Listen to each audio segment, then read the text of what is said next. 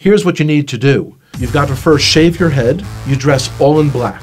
You've got to wear a white robe, eat only kosher foods. You've got to become a vegetarian. You face Jerusalem. You've got to face India when you pray. You pray only in Hebrew, and you grow a nice big beard. And if you do all of those outward cultural things, you'll discover the God of the universe.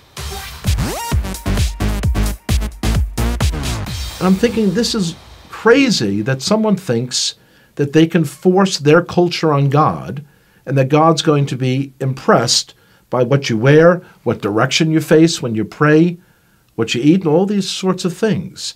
It seemed to me that if there was a God out there who could be known, he should be able to be recognized no matter where I face, no matter how I'm dressed, because he's God.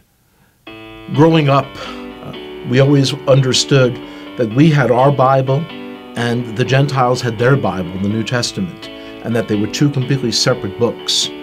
Because the only people I knew who were believers in Jesus were all people in our public school who were Italian Catholic, I imagined that Jesus was Italian. And so the understanding that he's actually Jewish was a shock. And then to hear that the New Testament was written by Jews, I couldn't believe it. My expectation was that the New Testament was like my grandparents had told me. It was a book on how to persecute the Jews, and something you should stay away from. Of course, when you're told you should stay away from something, curiosity gets the best of you, and you've got to see it. When I opened the New Testament, I was expecting to find a handbook on how to persecute the Jews. My grandparents had warned me that it was written by people who killed the Jews. That's what I was expecting to see, and yet when I'm opening it, I'm reading a story written by Jews about Jewish people. The New Testament was a fascinating book. And so as I opened this book in the library, I kind of looked around, made sure that none of my friends had seen me taking a Christian Bible off the shelf. And I opened it. Here's the first sentence.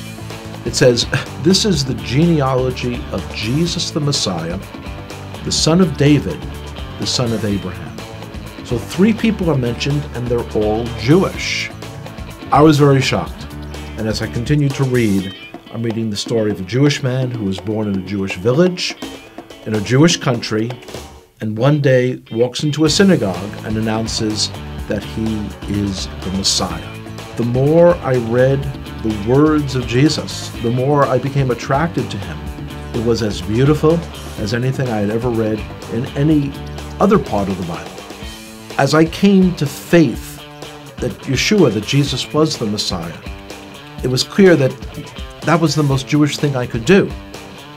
This is not a person who's a renegade to our people. This is the one who was promised in our Bible, the 53rd chapter of Isaiah. It is astonishing.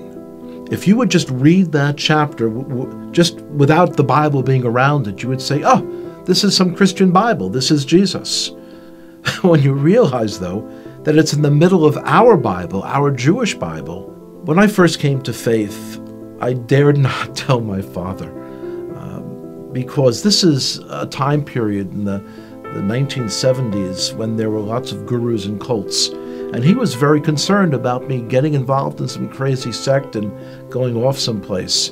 So I waited for months, and when I finally told him, he was very skeptical. On his own then, he started to read about Jesus as well.